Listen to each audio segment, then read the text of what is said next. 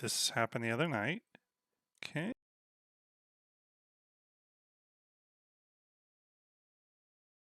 Hear you now, but you're real low. Test. Everyone, can you hear me? We're testing audio. Audio is hard. Audio check. Testing. Looks like someone chime in. Let us know if this audio is working. Low volume, but heard Do we you, sound okay? Shouts said. Low volume, but heard Hey. you.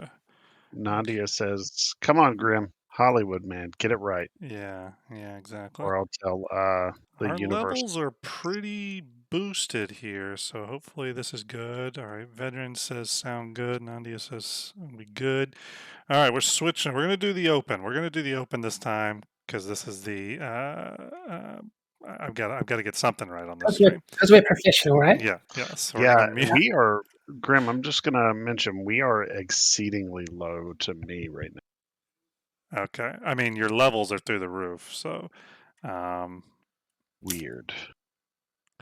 Everyone or anyone in chat, how does Ender, Starlet, and myself sound? Do we sound equal volume wise? Do we sound good volume wise before we go live? Testing. Sound check. Check 1, check 2. Nandia says Right, equal, yes. Equal. We are Shausen equally says, quiet, Shausen says. Okay. That might be because the video is quite loud. I'm not sure. Video's not playing. Oh, okay.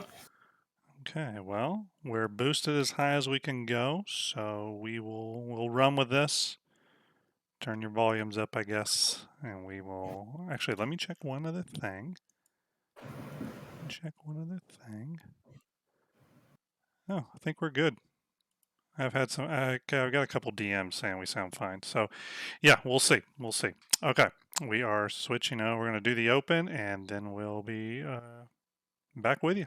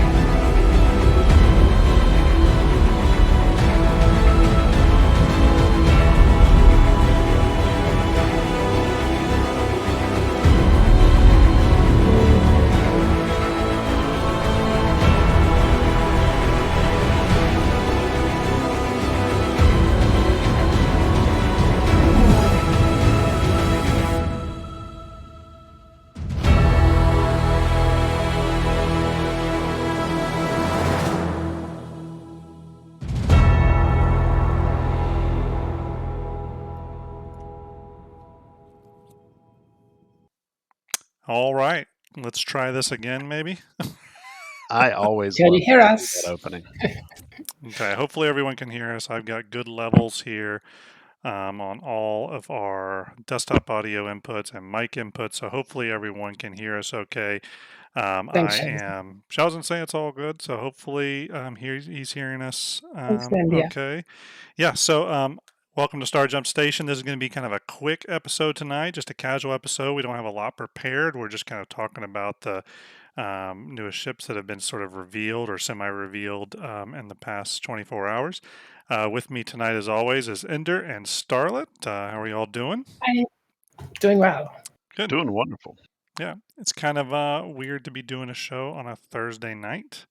Feels a little bit off, but we will not be having our regular Starjump Station tomorrow because I will be unavailable. So we're just going to hit pause on it. We're going to let IAE get a day under its belt, and we'll probably be back with you on Saturday or maybe Sunday. We'll figure it out.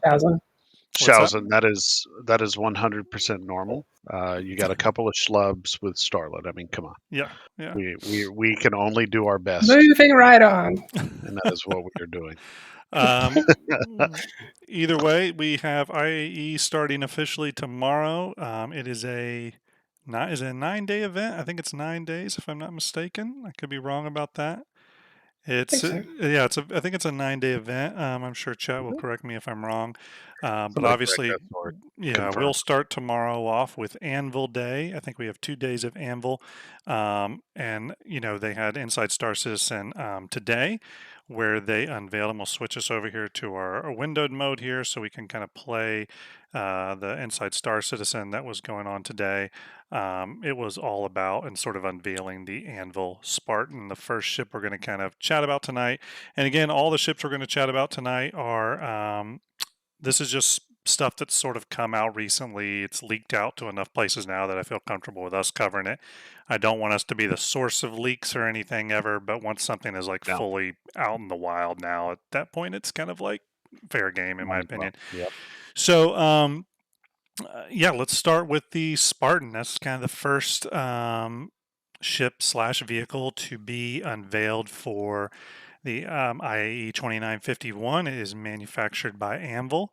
And let's start with the person that I think is going to just absolutely be in love with this thing, and that's Starlet. Starlet, how many did you get, and how That's my excited are you? favorite. It's my favorite vehicle ever. It's all I ever dreamed of. Yeah, It's a gorgeous LTI token. gorgeous LTI token. Yeah. Ender, what's your thoughts? What's your quick 1 to 2 line thoughts on the Spartan if you had to sum it up? I think they should have named it anything but the Spartan. They've Hmm. wasted a good name. That's a good point. They actually did waste a good name on essentially an APC because a Spartan would be a really good ship name. It would be an amazing ship name. Oh, I didn't think Yeah, you're about right. that. I didn't think about that. Yeah. That's really, yeah. And they're not really known for their defense so much as their offense. So Right, right. this is um, I felt a little saddened by seeing what we got with this name. Yeah. The thing of this vehicle is that it just doesn't have the gameplay to be viable yet. It'll be fun for people to play around in, but because you can fly anywhere and everywhere, it really has no real use. But Yeah. one day it will have use, and one day you won't be able to fly everywhere. One day Well, you won't be able to bring a ship in near a base. and that's the kind of funny thing with the Spartan. My opinion on it is the way they're releasing it is kind of totally uninteresting to me, and I'm not going to buy. I have no interest in it other than LTI token or whatever. However, had they have sold this whole thing in a different way, it could be one of the most exciting vehicles. And my thinking with this, and I was talking with some other people earlier today, is that what would be cool is if you bought. So think of like the master set with the Endeavor, where you purchased an Anvil Ballista, right? And it's the base vehicle, but then you get all Oh, these I see. modules that you can place on it: the anti-aircraft battery, the APC battery, a medical battery, all that. And it doesn't matter if all those are even released yet; they can be filtered in over the years. But I would totally be interested in this ground vehicle. Ground vehicle if it was this modular, multi-purpose ground platform They that you could haven't kit all ruled these that out, modules though, for. have They they? haven't ruled that out, but that's exactly what I mean in that had they sold it that way, like it may Right, I be see. that way, but had they sold it that way, I would have been really interested in this. Like imagine if you paid, let's say it was $300 or $250 or whatever, and that got you the vehicle, the modular loadouts. That could be kind of interesting. Oh, actually, you know what? Real quick, before we go, I don't want to quick pause real quick. I see VMXEO is in the chat. I want to call out VM as I always do. He helps me a ton procure these models that I can dress up in pretty textures and try to make look cool, but none of that could really happen without him helping me out at that very first step. And the models we'll be showing off tonight are VM provided. So thank you, VM, for doing that. Really appreciate it. He's always looking out for me, and as soon as things come about, he's quick to message me. So salute to VMXEO. So yeah, back to the Spartan. It's interesting just because it's the way it's sold, and like every ship we're going to discuss tonight, it doesn't have its gameplay yet. So all three of the ships that we're primarily going to discuss are a bit strange because they don't really have gameplay yet. Yeah, you're Their right. primary gameplay. And that's unique sometimes when, especially when there's a combat ship sold or that goes straight to flyable or something like that, or just like a multi-purpose ship where there is something to do with it. Where these vehicles that are going to be sold during this year's IAE are a bit, you got to kind of be a little bit forward thinking with them. Although they have, we can include the Redeemer in the 2 Ares ships. That's true. So it's kind of half on. You can do your fighting in those 3 and plan ahead for the other 3. That's true. And if you think about it that way, we're going to have, what is it, 5 ships for 315 total released. The A2. Oh, I see. Yeah. The A2 Redeemer, 2 Ares, so that's 4, and then the Spartan and probably the Raft. So that's quite a bit of ship, quite a few ships falling into one patch. Ranger yet? Ranger? No Ranger. No Ranger. Okay. Haven't heard anything about the Ranger. I haven't Still wait. I haven't looked at the holo models for the Ranger, but I kind of want to because we'll talk about this a little bit later in the show. But definitely some holo models have received some updates. And that doesn't mean they're coming out anytime soon, but at least gives you a sense of maybe stuff that's progressed. And we'll talk a little bit about that with the Endeavor as well, specifically the Endeavor and the Odyssey. But I'm going to switch. On this before we go. What's that? The thing I did like about the Spartan, actually, the thing I don't like about the Spartan is the ground clearance. It needs roads. It's not going to go over rough terrain at all. The Blister doesn't today. It's really quite, it needs roads. Yeah, really. And I have the Spartan up right now on our 3D window. Okay. This is the model. The thing I liked about it, not being a combat person myself, but I could see how it could be fun with those side doors opening and the rear door opening. You can use the sides of it for cover. And I thought it'd be quite neat to just roll up to a base and be sort of, edging around the door openings as you clear the space. Yeah, that was one cool thing I thought from the video. The fact that it has 3 entrances was kind of cool, but yeah, I just don't know what an APC would be used for at this time period. Right. But when you can't get to a base by ship, yeah, then it starts to make sense, right? Yeah, absolutely. I have the Spartan up here next to the regular ballista. You can kind of see some of the differences. This ballista doesn't have a weapons loadout on it currently, so it's a little plain. But quite there's pretty substantial model changes going on, obviously. Oh yeah, I didn't realize. But generally the same size. Most of the same thing is going on here, but there are some differences between the 2 vehicles. So, but again, they're supposed to live within this family of vehicles. We know the Anvil Ballista is essentially part of the, or is able to carry, what is it called? The Atlas chassis. I think I've said that right. The Atlas chassis, which we don't really know what that is yet, other than we think it's like an all-encompassing ballista modular package, right? Is that what the best we know about it? I think it's just a name for a brand, if I'm honest. Yeah. And especially looking at the differences here that you can see quite clearly, maybe the similarities aren't that close. Yeah, I mean, I know some other people were discussing that maybe those modular weapon systems are, part of the package when it comes to this Atlas chassis. And again, maybe in the future, those will be switchable or even in-game switchable. Imagine taking your ballista to your repair shop on let's say you have an outpost, and let's say one of the buildings you can build for your outpost is some sort of mechanic shop or something. You can take your ballista in there, start a switch over from the Spartan to the anti-aircraft version or something, and maybe there's a cooldown period of 32 hours or whatever, but in that time period the hull is switched over or something. I don't know. I would love if they did something like that. Hey, Grim. There's nothing that says it can't happen. Like they do it for the Idris M, right? And for the Krakens. You can go and do those conversions at Cousin Crow's. Maybe you can take your blister into Cousin Crow. Who knows? Yeah. What's that? Hey, Grim. Yeah. Can you turn the ballistas to the side? for me? Let I'd like me, to get a look at something and yeah, okay. let me move them up here. Kind of adjust their placement. Stand by here. Let me move them equal distance here. So something like that. Yes. Is it just me, or does it look like on the missile variant that that APC is just dragging a trailer? Yeah, essentially, and that's a good point. That's sort of where I'm going with it.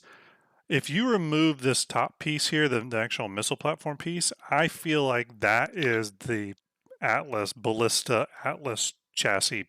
Or Right. I don't know what the terminology. Obviously, none of us really do. We kind of want to know that, but I feel like this is like the Atlas chassis right here.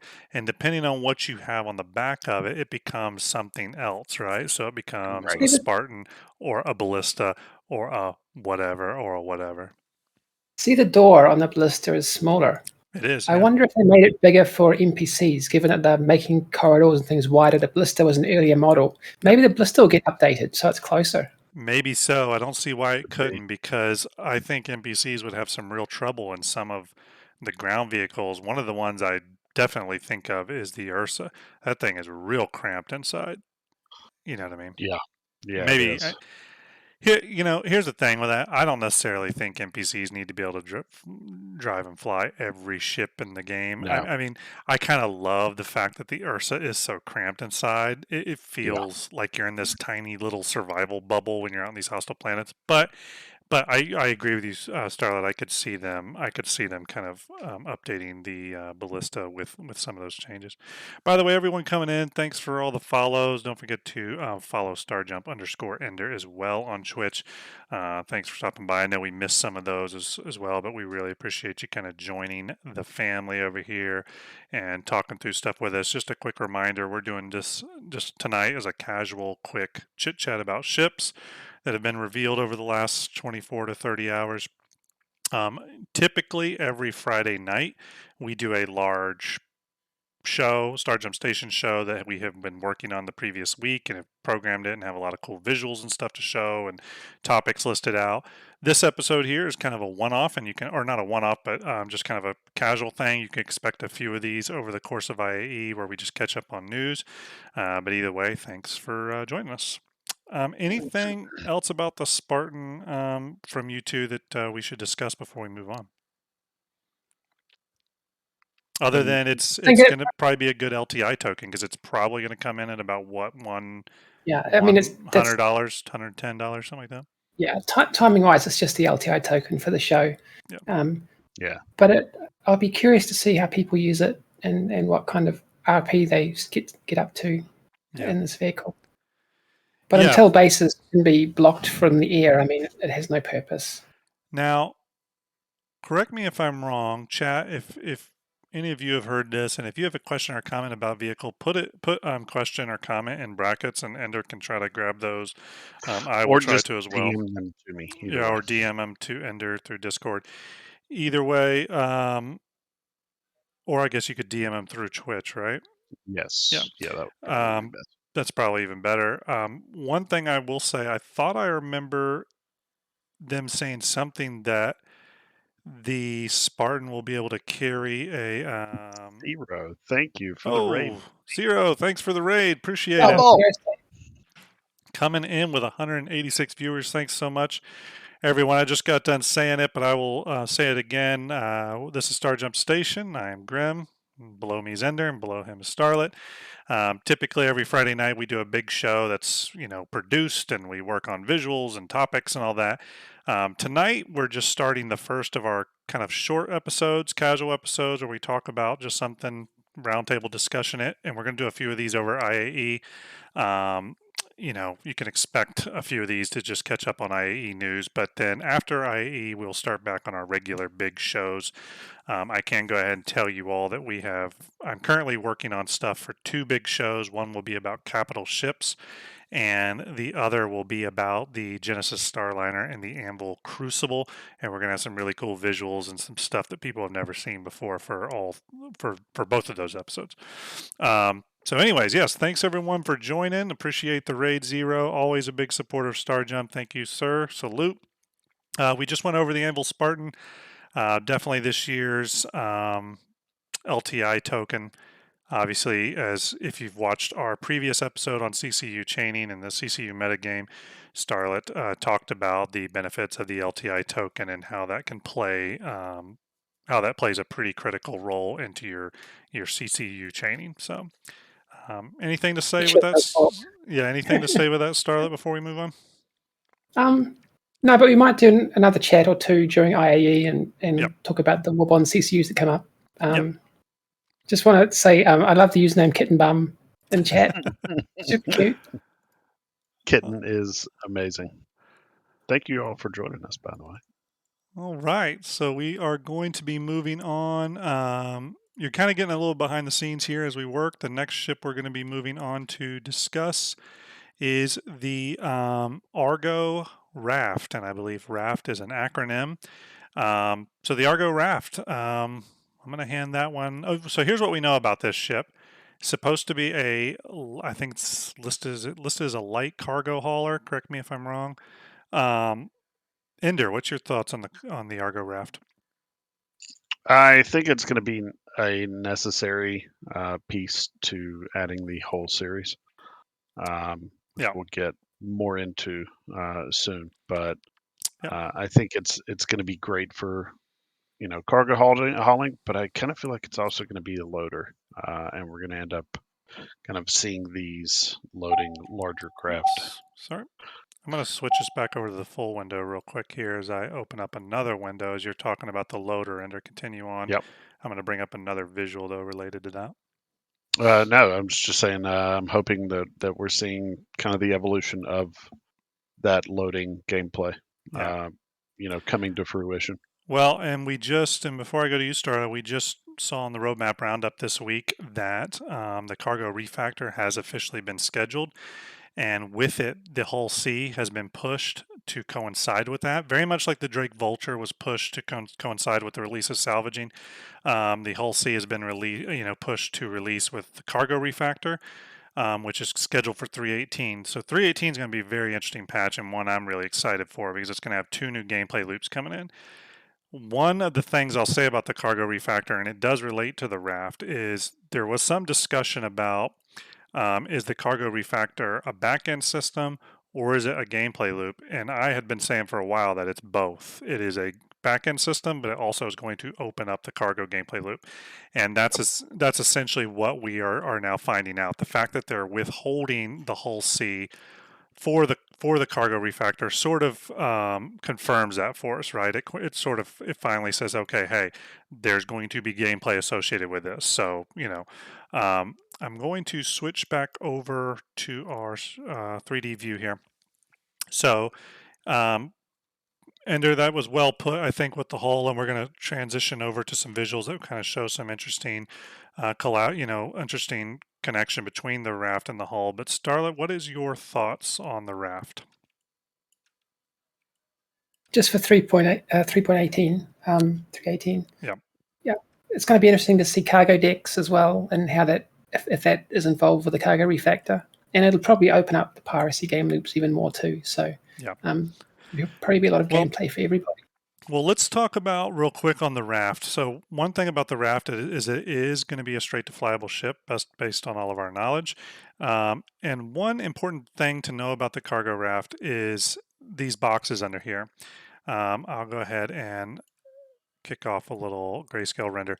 So these boxes that you're seeing are pretty important. So when I first looked at these, my initial reaction was, wow, those look pretty similar to me. One of the things that they reminded me of were the boxes in the cargo decks of space stations, but I couldn't really confirm if those were one-to-one to those boxes. And then I got to thinking about it a little bit more, and I said, you know what, I've seen those boxes somewhere, and I had heard rumblings of the Argo SRV, the Argo MPUV, and now the Raft. I've heard little murmurings here and there about, oh, these would probably be great for unloading and offloading a Hull C. And that's when it clicked to me that these boxes are from the Hull C. And I wanted to confirm that by doing some measurement and math. Starlet helped me out last night doing that. And what we figured out, and we'll kind of show the correlation here in just a second with the hull C, what we figured out is those boxes are the hull C boxes. If you remember with the cargo refactor, one of the things the cargo refactor is trying to do is make it to where a bunch of single SCU boxes can be calculated and spawned as an entity as a higher number of boxes, right? So instead of having 50 small boxes, you're going to have one big box. Starlet, I believe you said that each one of these boxes here underneath the raft holds 32 SCU of cargo. Is that correct? Yeah, 32 SCU. It looks like 2 by 2 by 8 SCU, which Right. is about 2.5 meters by 2.5 meters by 10 meters, I think it was. I think so, yeah. Inside, plus Right. a bit of space for the outsides. Right. So 32 SCU per box. Well, when you switch over to the hull C, which you see here, you'll notice that the hull C has a bunch of these boxes, and they look very, very similar to what we just saw underneath the raft. Now it holds them 3 by 6, and these 3 by 6 bundles on each spindle, and it has a total of 8 spindles. So when you take that and you start doing some math, that is going to be 32 SCU per box, so 32 times however many boxes there are, and I think we came up with was 128 boxes. Am I right Sounds on that? right. Yeah, I believe it's 128 boxes on the hull C, and when you calculate 128 times 32 SCU, you come up with, I forget what it is, 4,000 something or something, which is the exact amount of SCU the hull C is listed to carry. So I don't think we're taking too big of a leap to say that the raft is the ship that will load and unload the hull C boxes. John Dole's saying 4,096 SCU. I'm sure we could do some quick math, but we don't. So was it? Yeah, 4608 is 4608, which is exactly what Star Citizen Tools has for the hull C. Okay, not sure 4608. Okay. It's an uncannily exact number, if I can say Uncannily that. exact, yeah. And here's the and also we measured these individual boxes here on the hull C. We measured them. They are the exact dimensions. They are the exact dimensions of the boxes underneath the raft. Exactly. The reason they may look slightly different is that the raft, this is a flight ready model here. So these boxes are actually probably a little bit more polished than this hull C model, which is not the flight ready model. It's close to, but it's not the flight ready model. But regardless, what that pretty much means is you can expect the Argo Raft to be present around ports where the hull C is unloading. I think one thing we were talking about, Starlet, is that one piece of emergent gameplay that I think you could probably see in future Star Citizen, when people are bringing in these massive hull Cs into port and they need to be offloaded, I could see players hanging around the port in their Argo Rafts offering up their services. I hope that CIG allows us to do that. I hope they allow us to set out beacons for more emergent gameplay. I know a couple people in chat were saying that the raft could take them from the hull C to the ground. Absolutely, 100%. That's pretty much what I'm saying as well. It could also help just unload them at station, and we don't totally know how that's going to work with cargo decks. But I could see maybe instead of NPCs doing it and it being like a process, a timed process, it could be a thing where you're manually unloading those. We do know that with the cargo refactor, if you go read about that on the let's see here. Oh, so Jester, Jester Sheepy just said it seems very inefficient. No, I saw a post on Reddit where it mentioned over 1,000 trips in the raft to unload the hull E. So you bring up a great point, Jester, and that was one of the first things I tried to calculate in regards to the hull C. So if a raft can hold three of these boxes, a single raft would have to make 41 trips to unload a hull C. That's not too bad, You get another raft in there, now you're talking 20 trips. It's not bad at all. Now a hull E which we know holds like 98,000 SCU of cargo. What I think, well, I think two things. One, I don't think the Hull E is going to carry the Hull C boxes. I think the Hull E is going to carry an even bigger box, right? That bigger box may be like 10 Hull C boxes. We don't know yet because we have not seen the updated concept work of the Hull E. The current Hull E hollow model that is out in the wild is very, very old, and those boxes are out of date. So, and the Hull C box is larger than the Hull A and Bs, so you know that the different hulls can have different size boxes. There's precedent, right? Exactly. So the final Hull A model that's out there, its boxes are different than the Hull C boxes. So we know there's not a direct correlation between the Hull series and the size of boxes. So what I think is going to occur there, Jester, because it is a great question, I think the Hull E is going to have bigger boxes, and I think in the future there's going to be something more akin to a super raft or some sort of ship that's even bigger that's able to pull three of those off. Poseidon also says it's a Hull E and it's meant to take ages to unload and unload. I also agree with that. I think that the Hull E will take a long time to unload. I think it's meant to be like, I mean, I'm totally speculating here, but I think the Hull E is meant to take 8 hours to unload. You know what I mean? It's the Hull E, in my opinion, is not meant to be taken to a port by a single player, unloaded by a single player in like in an hour. You know what I mean? But you raised a really good point last night, which was the entity count. You don't want all those boxes on one ship. The number of entities is just too big. So that makes a lot of sense to me. Yeah, on a previous show, one of the vehicle experience team, or is it vehicle system teams? I forget which team. Someone spoke very briefly and a little bit off the cuff about the cargo refactor. And one of the things they said was that we can't have thousands of entities spawning when the Hull E enters the system. Or they were talking about the Hull C specifically, excuse me. They said we can't have thousands of entities spawning. However, if we could spawn 100 or 200, that would be fine. And I think it's interesting that he kind of threw that number range out there when on our count, the Hull C will spawn 140.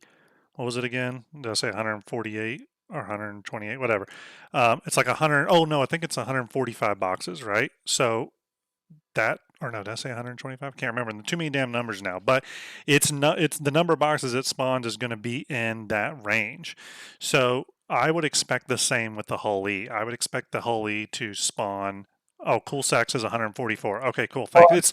It's somewhere around that neighborhood. So I would expect the Hull E to also spawn somewhere between 100 to 300 containers, entities, but we don't know how big the entity is and how many SCU it holds. I definitely think the Hull E's boxes will be bigger than 32 SCU though. Hell, I think they would probably be like 100 SCU boxes. But anyways, we thought for Hull E 98,000 was it? I think it's 98,000. Yeah. Yeah. And one thing to look at here on the Argo Raft, if I zoom in here, you'll see this little control room back here, and you can actually see the little control panel down here. That is just like one of those crane boxes that sits out at a port where they're offloading cargo containers from a ship. And you see that this control room directly looks out over this crane and gantry system here.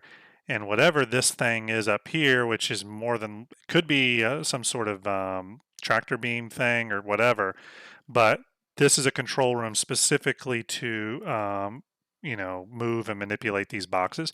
And it's also quite interesting that it can do 3 boxes at a time when you go back to the Hull C, the Hull C's boxes are stacked 3 across. So it's almost like it's purposely made to take an entire row of boxes off the Hull C at a time.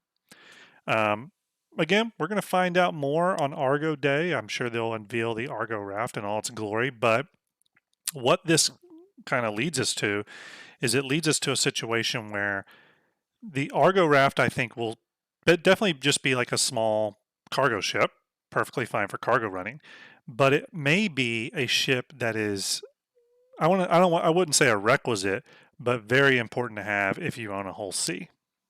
Ender Starla, would you agree with that sentiment?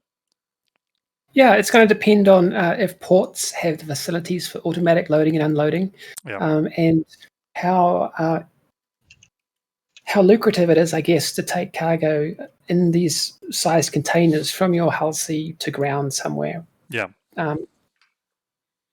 Let's see. Yeah, I definitely think keep some options in buyback. And when we find out more, when the hull C comes in 3.18, we might have to grab some out of buyback and try them out. And Starlet, I know you were saying yesterday, not to put words in your mouth, but I think you were even like, you know, the Argo Raft didn't really interest you that much until you saw that interoperability it had with the whole C, and then it kind of like piqued your interest a little bit, right?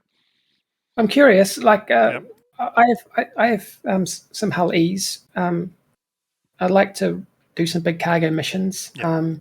So I'm curious about how this evolves to into a big, perhaps a bigger raft for hull E's. But yeah, yeah, this answers the question for me though about the MPUV cargo, and the MPUV cargo doesn't appear to be for moving boxes off the hull series ships, from what I can see. well, and a lot of people say that it is, but I and everyone bear with me, I'm kind of moving around a tight interior model here to see if I can pull a visual. But yeah, a lot of people seem to think that the MPVs are going to be the vehicles to unload a hull, and I don't see it.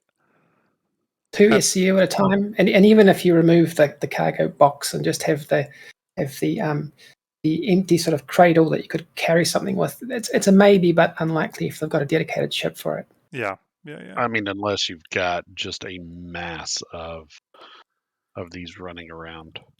Yeah, I mean, do you want one pilot best. for per container or one pilot for 3 containers? I mean, Yeah, exactly. even if it could do that. Yeah. I wanted to, if I can get the camera in a place here, I did want to show off this. I did think, and this is something Executed cool. Info Runners pointed out to me, this is one of the interior rooms of the Argo Raft, and it's got a pretty cool interior. I will say, I think its interior kitchen social area is amazing, and I always look at stuff sometimes from an RP perspective. It's got a cool little cozy RP. It almost looks like a HAD. I love the booth here with the window looking out, the kitchen. What were you going to say, Argo seems to always have, with their mole. Yeah. Their kitchenette areas and their kind of recreation RP areas. Yeah. I got to be honest, they're among the best, in my opinion, for ships. It's a cool little area here, ain't it? It's like, I mean, just to make a great point, why have beds if it's just for port cargo? It's a really good point. I don't think it's just for port cargo. I think that it's possible to have a whole sea that's doing deliveries. So my homestead might need a specific item, and you're going to have that to drop it down to my homestead. I wonder if pioneers take the materials in those containers or something like that. Total speculation. I don't know. Oh yeah. Well, another thing that was mentioned, and I believe, I'm going to mispronounce his name. I don't want to get his name wrong. He was on Info Runners today. They put out an episode on the Argo Raft where they discussed it a bit, and one of the things they talked about was the incredible amount of like quantum fuel, I guess, that this thing carries. I guess it carries enough quantum fuel to, damn near rival a large ship. So a lot of people were thinking that one of the other abilities of this ship, and I find this kind of interesting, would possibly be refueling. Now, I don't personally see any apparatus to do refueling with the ship, like no hoses, no ports, or anything like that.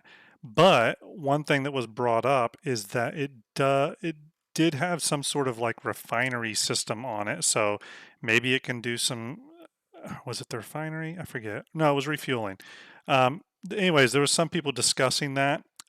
I don't know. We'll see. Is that like mid-air refueling? Doesn't the Redeemer have a? Was it the Ares has a hatch for in-air refueling at the front? Yeah. Yeah. Well, look, and I was kind of going, I was like, well, why couldn't these 3 boxes be switched out with big 3 tanks and this thing become like a little refueling ship for ships at port? So imagine if you're the tanks are a lot bigger. Yeah. Sorry to interrupt. Yeah, no, you're not wrong. I mean, again, I think this ship has the most mystery behind it to me personally in terms of what all it's going to do, and I'm really excited for Argo Day to learn more about it. let's move on. I was so wrong about this ship. So wrong. It's so ridiculous. wrong about this. Is it a refinery? Is it for the mole? Is it picking up the mole? I'll tell you this about it. things? I'll tell you this about it. You wouldn't want to get into much trouble with this ship because it looks to only have the single turret. So I don't think this is a ship that Ender is going to take into combat scenarios and try to protect the fleet with. He might. He might, Ender. Ender may correct me, but I think I'll only do it if it gets best in show. Oh, okay. Let's not go there. I don't want to do that ever again, please. It's going to happen. You know it will. No, in all seriousness, it's not one that you're going to take into combat. But if every ship could defend itself perfectly, it would kind of negate the need for people to be able to be hired to protect your ships. So it's obviously a cargo hauler of some sort, whether it's going to be loading, unloading, whatever. It does have the weirdest long legs, right? They're so it really tall. does. It does look like a walking machine somehow. It does. I think that it's so tall because you just do not want to have, it'd be too low. Yeah, I mean, they extra tall containers. I mean, yeah, interesting. One thing I will say, who was it that brought up for instance? Therm 1010 brought up the bumpers at the front. You know, the ship does have kind of a unique thing where the front of it, all the glass canopy stuff for the cockpit is like heavily barred off for protection, and it has these very obvious like bumper systems up here. And again, what I think that is I think this ship is made to pull up, come up to some sort of wall where it compresses against its bumpers. Maybe it locks on, like maybe those are grav lock bumpers or something. And then, from the back here, from your little control room here in the back, you're manipulating your cranes and doing all the box handling. And if I switch over to the Hull C one more time, one thing you'll notice about the Hull C on its spindles is it has these big grav plated spindle walls here, right? So I could totally see an Argo Raft pulling up here, its bumpers hitting these, and then these boxes getting pulled off and up onto the Argo Raft. Again, I'm pretty heavily speculating there, but one thing I will say about these spindles on the Hull E, let me rotate this sun around here so I can get some lighting on the back. Where are you, sun? Where are you? And there we go. One thing about these spindle arms is in the original concept for the Hull C, like in the original Hollow model from way back when, these big wall pieces weren't there. It was just a spindle with little arm pieces that held everything in place. These walls were added, and I would bet everything that the Hull E and the Hull D will get this same exact setup, only plus sized with bigger boxes, obviously. But I think those spindle walls are specifically so the Argo Raft can pull up to them, connect with them with some sort of grav lock or grav bumper, and then start unloading. And that is the Argo Raft. Obviously, we're going to learn more about it. I can tell you too, I forget the exact scale, but it's roughly around the same size as the Argo Mole. So a pretty sizable ship. I know, Ender, you've flown the Mole around a bit. I mean, it's a pretty big ship. It was surprisingly large too. I was a little thrown off. I think they consider them mediums, but they feel like a medium large almost. Hey, PT Mud Dogs in the chat, and everyone. I know we've had a lot of people join in the chat. And we've had a big raid from Zero. If I've missed calling you out, I'm so sorry. We're just doing kind of a quick, casual episode talking about the newest ships to come out or to kind of sort of be leaked out in the last 36 hours. Again, we don't usually cover leaks, but this stuff is pretty much out in the wild at this point, being covered by everyone. So we feel like it's pretty fair game. This is an off-the-cuff episode. We usually do big pre-programmed, pre-researched episodes, but this is just a casual chit-chat through stuff that's been revealed. So I think we're going to move on now to the next big ship to talk about, which is, I scroll out here because it's a big boy, the MISC Odyssey, or what we think is called the Odyssey, although with all leaks, that is subject to change. do I have the descriptor up for this? Let me see if I have the descriptor up. Ender, what's your, let's go to you real quick. What's your, before we do the descriptor on the Odyssey, what's your just initial impression of it? If, oh, you know how I feel about leaks. So it's all with a grain of salt. So if this is accurate to what it is, I'm super interested to see this thing in action. A lot of people are trying to say it competes with the Carrack, but I got to be honest. If what they're saying is accurate, it's not a competition for the Carrack. It's just another explorer ship with a different job, and I like that. Having more explorers is not a bad thing. Yeah, I'll read the description real quick for the Odyssey that was found in the files here. Description for the Odyssey is: survey distant frontiers and explore the furthest reaches of space with the MISC Odyssey, the most advanced and complete exploration ship available to civilians. Designed to be supremely self-sufficient, the Odyssey comes with onboard refinery, with built-in mining tech, expansive capacity for supplies, and a hangar capable of housing a small ship, along with comprehensive, comfortable accommodations for a crew of 7.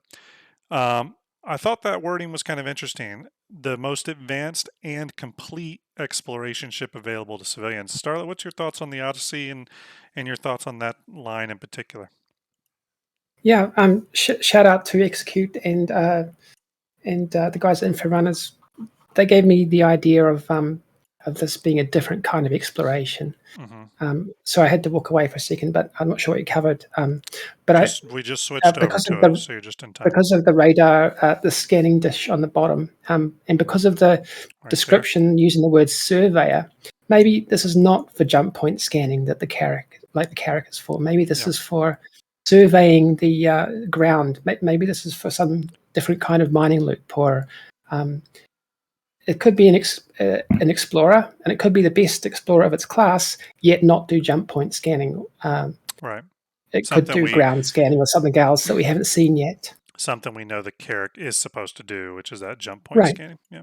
Yeah. Which kind of leads so a different kind of exploration. Yeah, and which is interesting because so far with professions, there's been ships that kind of like there's different types of salvage, there's different types of mining, and they've really sort of set this precedent now when you think about it. So, for example, with mining, there's different types of mining that requires different types of ships, right? So if you have a rock, you can mine certain types of rocks, but you get maxed out at a certain size and you need to move up to the Rock DS or then to a prospector or then to a, so they've already established that professions will require different types of ships. There's no reason to think that exploration, won't require different types of ships to do the full breadth of exploration gameplay. And this is kind of the first, window into that, because originally it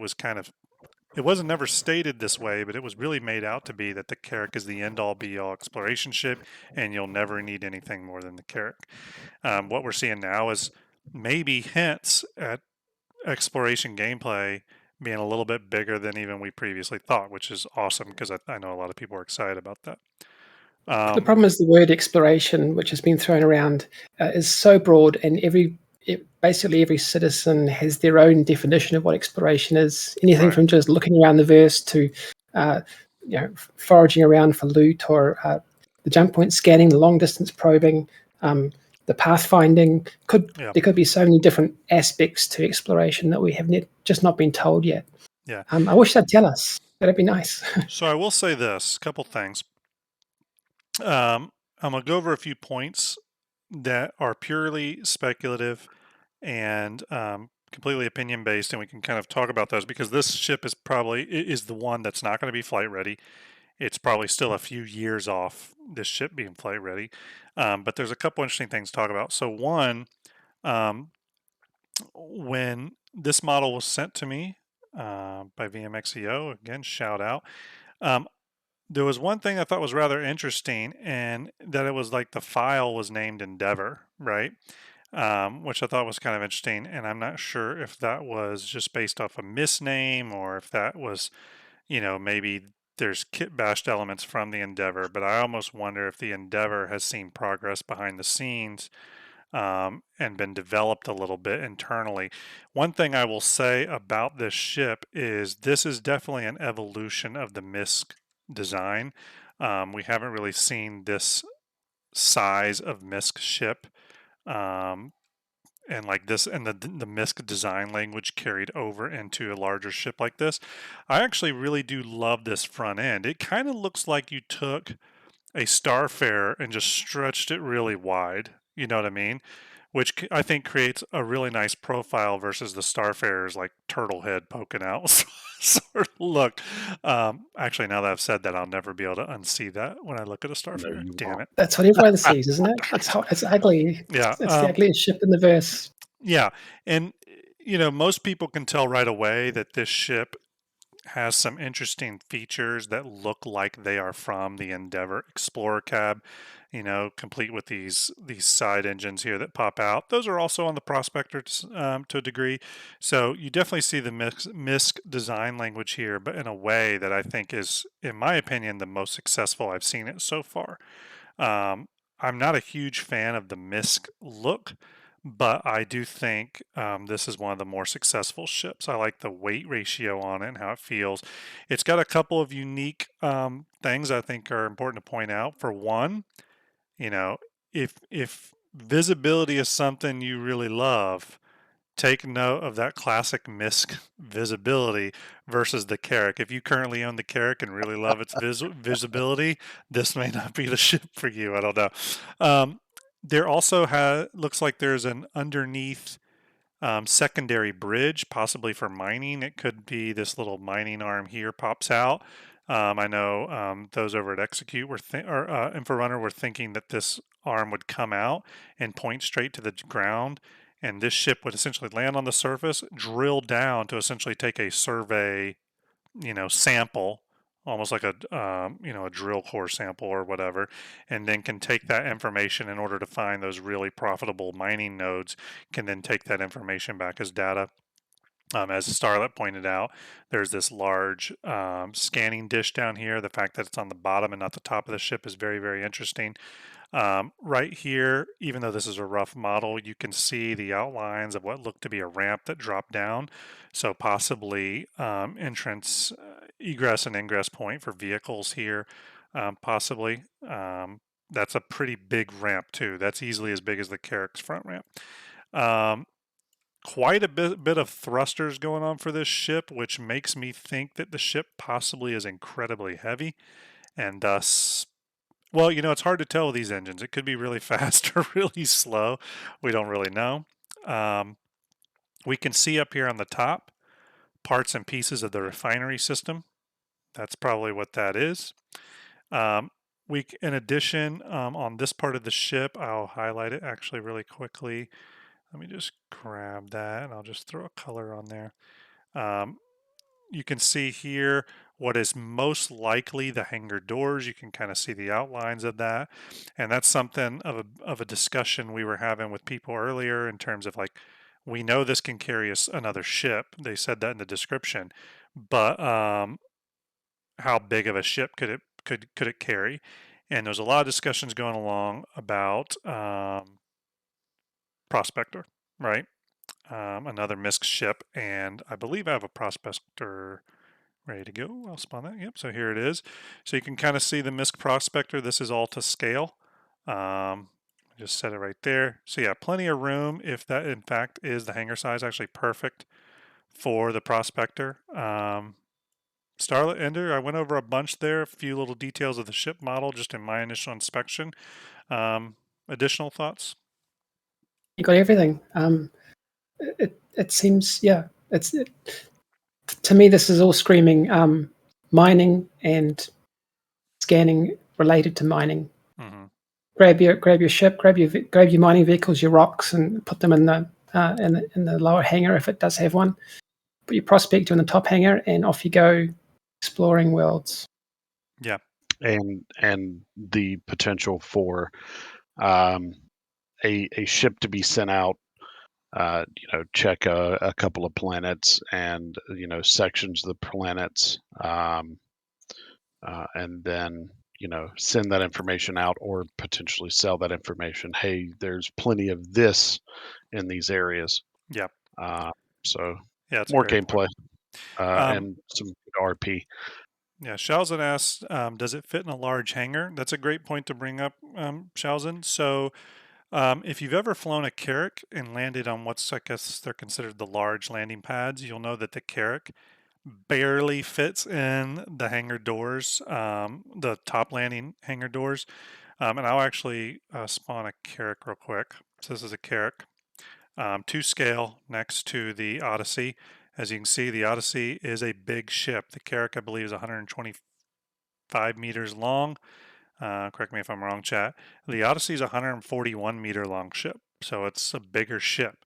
The Carrack can barely fit in the large hangar, so I do not believe that the Odyssey will fit in the hangars, and that is kind of backed up by the fact that the Odyssey has what some people were calling capital docking collars, but as Starlet correctly pointed out, they're station docking collars. You can kind of see that right here. I'll do a grayscale render here so you can kind of see that outline. So it makes sense that the Odyssey would have space station docking collars because it's going to be a little bit more limited on where you can land it. So in that regard, it's going to be something that, has those docking collars. And that may be a thing for any ship probably over the Carrack size. So any ship over the 125 meter scale would probably need to have those space station docking collars, and I think we can start to look for that, and that'll probably be the case. I wouldn't. I could be wrong here, but I actually wouldn't even. I start to think that when they do the gold standard pass on like something like the Reclaimer, that they may go back and add that docking collar if it doesn't already have one. Does it have one? A space station docking collar? I think it has a docking collar in the back that isn't. I'm not sure. I think you're right. I think it should have a space station docking collar at least. I think that's going to be a part of gold standard passes for large over 125 meter ships that don't already have them. JB Nick, thanks for joining us first time. Yeah, we got a lot of first timers in here. Thanks everyone for stopping by.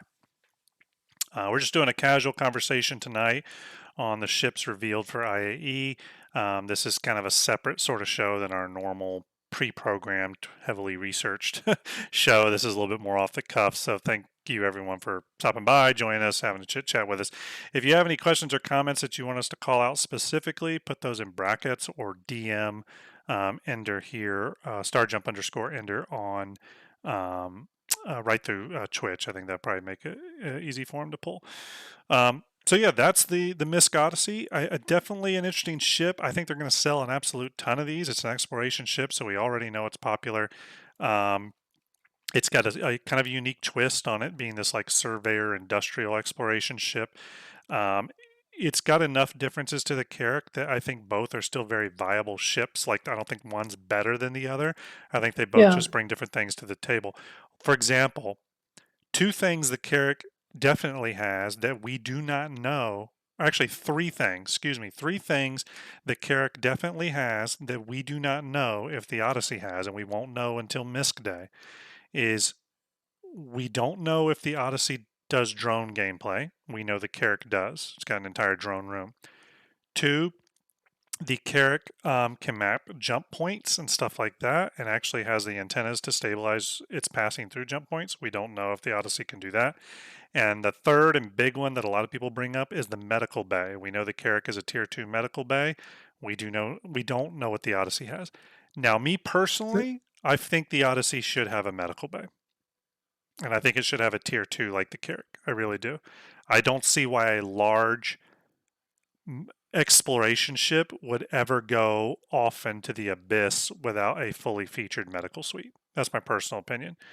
Thoughts on that? Nandia says it's even uglier than the Carrack. I think she's right, but I think there's a lot of people actually have a thing about the MISC design language and really like it. Just like there's a lot of people that love Drake. And just so everyone knows in chat, that's because Nandia really is a fan of the Drake Kraken. She knows it, I know it, and that's enough said there. Absolutely. Yeah. So I have I've heard a number of people say that the price point, debating the price point of the Odyssey, I initially was like, this is a $700 ship all day, in my opinion. All day long. It's a Yep. $700 ship. Yep. Um, 100%. Now, a lot of people were saying, and Starlight, I can't remember if you said this, but some people were saying that they think that it'll come out around the Carrack price so that people can't CCU to it. And then later, as it gets closer to flight ready, they'll start bumping the price up. Thoughts on that? I don't know. Like it really depends. We've seen some strange things with how they organize their CCUs recently, where they've got competing chains of Warbond CCUs that are not cross-compatible. I don't know how aggressive they'll be on stopping chains, because there's a lot of Carracks out there that were obtained A lot of Carracks cheaply, 350 and or less. So I don't know. I hope not. I hope they're a bit more kind than pricing it at 600 exactly. Yeah, I'm really interested in seeing what the Odyssey's loaners are. I could see the loaner being the Carrack, but I could also see it being like a Carrack and Prospector, or maybe even something like they could get creative and be like, oh, you're going to get a Freelancer Dur, and a Mole. You know what I mean? They could they could really get kind of creative. Sure. And a Dur, yeah. Yeah, they could get kind of wild with that. One thing I will say, this goes back to it. This ship, the Carrack has multiple turrets on it, top and bottom, and two sides. This ship, from what we can tell, only has this top turret. Now, this looks like a rather big gun. It looks like it's a size 5, maybe size 6 turret, but that's all it has. So that's something to keep in mind. Super Beka says, how long till it's flyable, do you think? I'll tell you this, based off the model itself and how rough it is, because it is pretty rough. From a distance, it looks okay, but it's pretty rough. I think this ship is a ways off. I think it's several years out, or I think it's at least 2 years out. But also, no matter what anyone says, content creators, streamers, whatever, don't listen to anyone when it comes to those timelines, because time and time again, CIG bucks that trend. I can't tell you how many times I see someone saying, "Oh, CIG's never going to release a ship anymore with the gameplay added." Well, that's crap, because they released the MSR. They're going to be, they released. Sorry, I'm forgetting. They've released tons of ships. The Reclaimer. I could go on and on. Ships that are in the verse with no gameplay, and that doesn't. The gameplay team is never going to be perfectly synced with the ship team. I think in the case of the Vulture and salvaging, and the Hull C and cargo refactor, I think those are very specific things where the profession needs to have its test ship. And those two ships are the Hull C really is probably the smaller of the ships you can test for cargo refactor, because the Hull A and B, people could run those now. They hold a small amount of cargo. But the cargo refactor really depends on at least a minimum of a Hull C. And with salvaging, a lot of people were like, well, why didn't they do the Reclaimer first? It actually makes sense that they're doing the Vulture first. It's a smaller platform. They can focus in a little bit and then bring it out bigger with the Reclaimer later on. So I think those are special work cases there. One thing I was going to do just for fun for those watching, there's been a lot of discussions. I know me and Starlet discussed this, and I've seen other people discuss it, where they talk about how this, definitely looks like the Endeavor Explorer cab, and how maybe the Endeavor has evolved in its design, which I'm sure it will, because it's going to undergo a heavy redesign.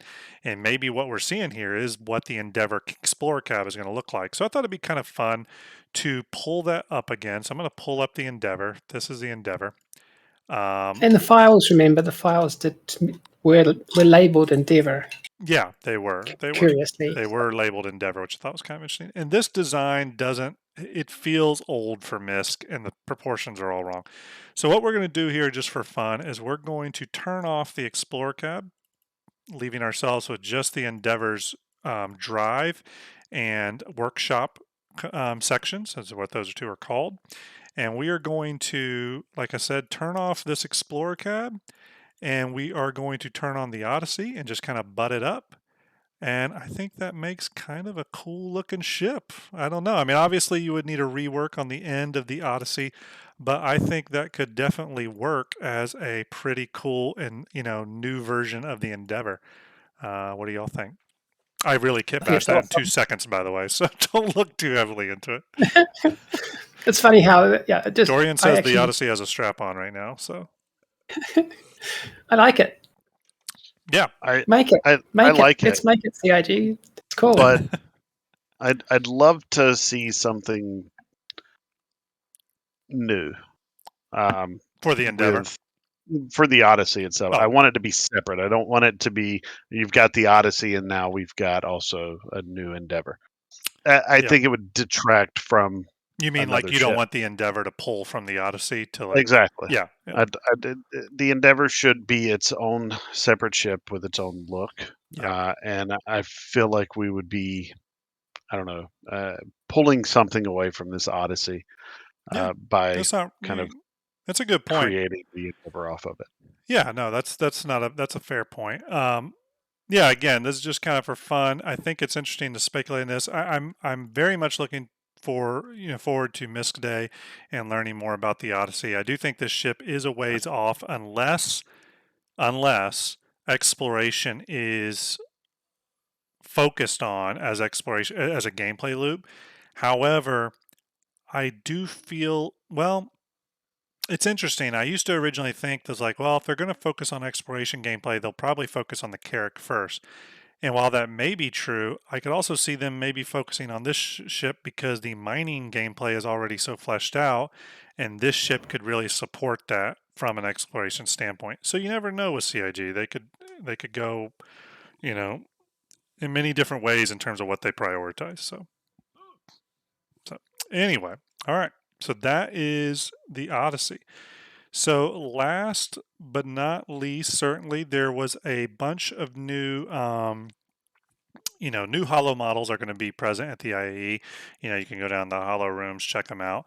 And one thing I always like to do with the holo models in VMXEO and Chad, I'm sure he's gets very annoyed at whenever the new holo models are in a build. I'm instantly bothering him saying, "Hey, can I get the holo models? Can I get the holo models?" He sent those over to me, and I always love to dive into the holo models and zoom in and see what has changed with them, if anything, because it kind of gives you hints to maybe what's sort of being worked on in the background.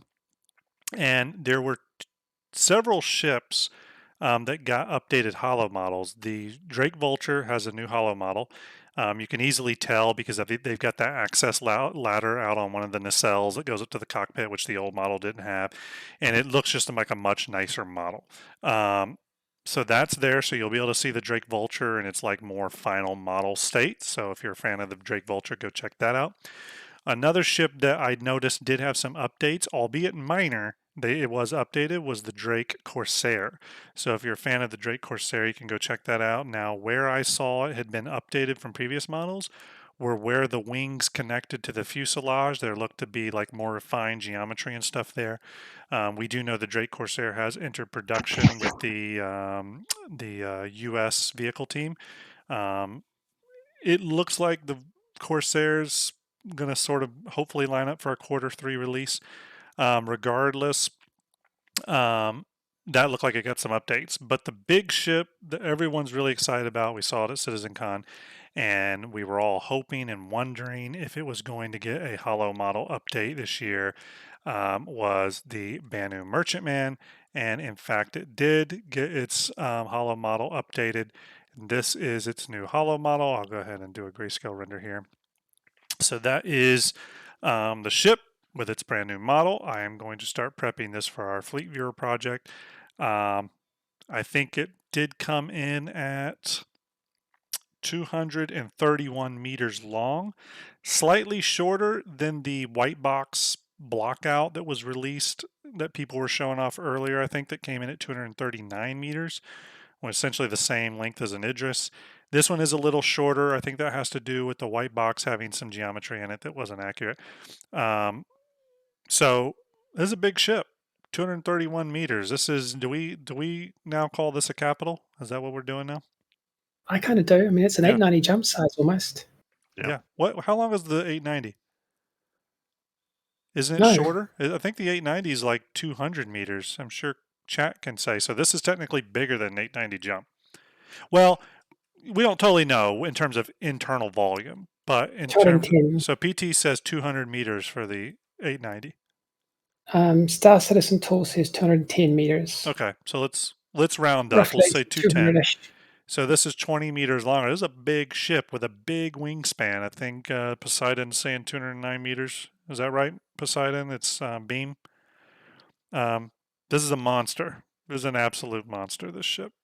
I think, what's funny about this ship is that, everyone's kind of looking at the new ships that are going to go flight ready and the new concepts like the Odyssey and stuff. I very much am going to be keeping my eye on this ship and seeing where it goes on its price. I fully am convinced this thing is going to go up. I know some people have doubted me, but I fully feel this ship will go over $900. I agree. Will it eclipse 1,000? I don't know, but I honestly don't see why not. Not only is it a capital, but it's an alien capital. Not only is it an alien capital, it's a capital that let's be honest, the Banu Merchantman, love it or hate it, is one of the most popular ships in Star Citizen. It has been for a long time. It sits up there with, ships like the Polaris and stuff like that, and originally the Carrack and stuff where people really wanted them. I see this ship again easily going to. I personally, I'm going to go and put my predictions out there. I don't know what it will go for this IAE. What's the ship currently sitting at? Do we know? Is it 550 Starlet? 500. 500. I think it goes to. I think it goes to 600. Let me check. Hang on. The sale. As a matter of fact, you know what? I'm going to go even bolder. I'm going to say it goes to $650 for IAE. I think it's going to go up. Ender, what's your thoughts?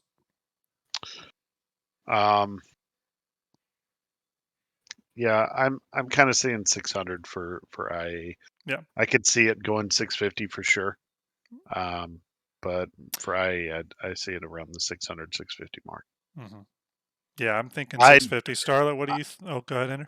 I'm fully with you though. I do think that this will hit 1,000 and go over. Yeah, without breaking a sweat, honestly.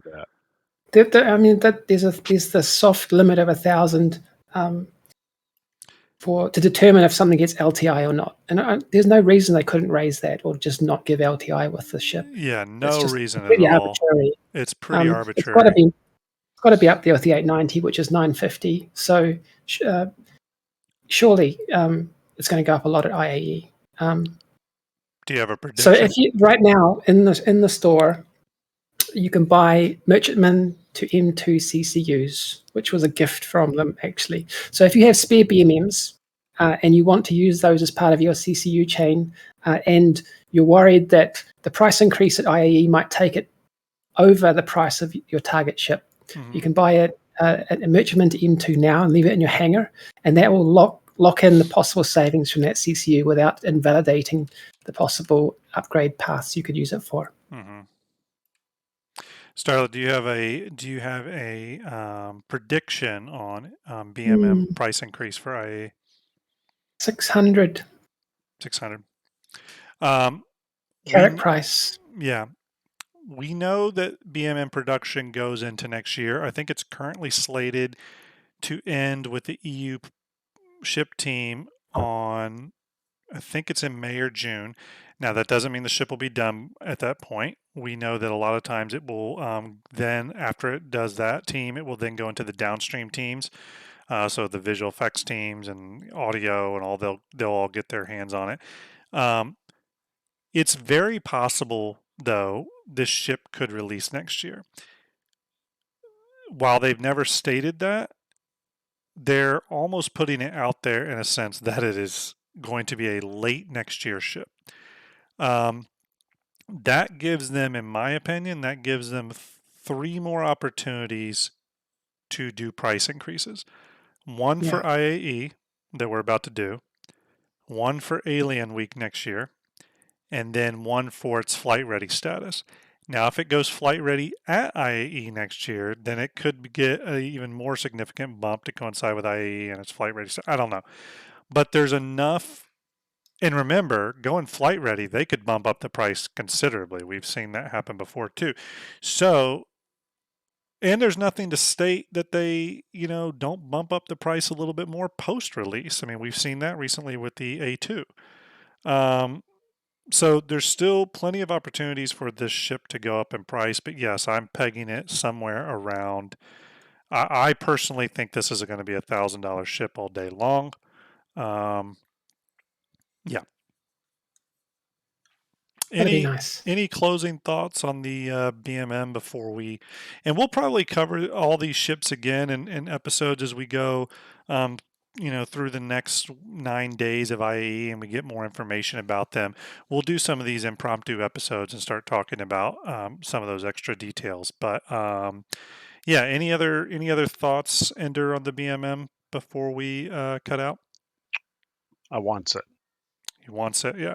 Well, and you've obviously through Starlet were able to secure a Starfarer to BMM CCU, which is great because it locks you in that lower price, and that's great. I was able to do the same on my BMM, so I can finally breathe a sigh of relief and just watch the price climb and sit safely.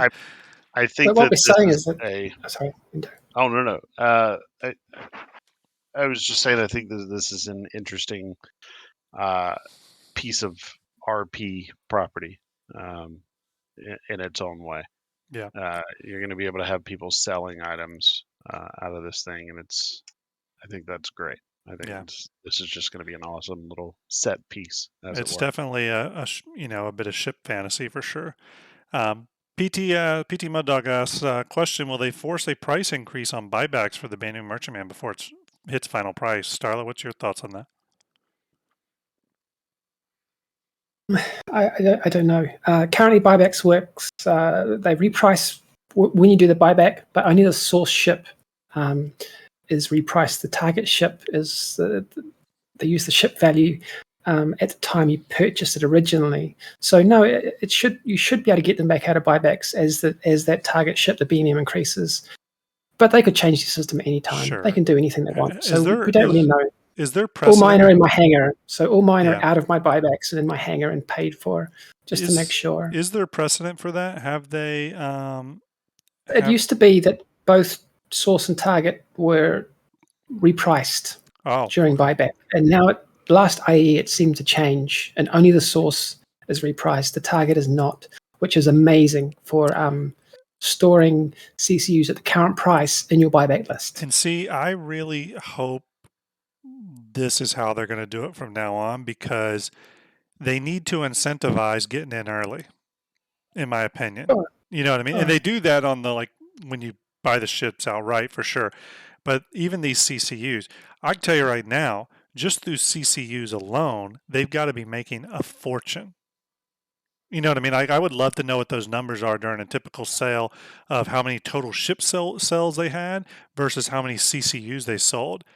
I mean, I'm totally speculating here, but I imagine the CCUs, they're making just as much money. And because more people buy them. The war bond ones, yeah. And the war bond ones, sorry. And, I don't know. Yeah, the war bond ones, I think the whole war bond thing is I'll be right back. Quite an amazing marketing feat. I mean, they're raking in so much money on war bond CCUs, I think. It's quite interesting. Because it's so easy to not realize that you're overspending when you just put $5 here or $5 there to secure a price for the future. It's a little bit sneaky. Bingo to answer what you've just said. Yes, I actually have written a purpose for that, and I don't plan on ever pulling out the BMM for RP purposes until Ender himself dies and his heir gets the BMM, which will be kind of a surprise for. So the second day, then his children. Yes, exactly. Day 2, day 3-ish. So yeah, but yeah, it's I had to get it. I saw the like I said, I saw the potential for this to be a good set piece. So Cool. Well, am I unmuted? Yep. You are unmuted. Cool. Well, we're going to wrap it up here, everyone. Thanks for joining us tonight. We're going to run. Catch us on more IAEs. Thanks, everyone in chat. All right. Love you. Bye. Appreciate it, everyone. I do have wait. Yep, I do have one two kind of yeah. announcements. We are close to having a name-ish for the charity wing of Starjump that I do every Saturday currently, and then we have a couple of other things that are going to be running soon. I am also semi-auctioning off something with my wife's final permission.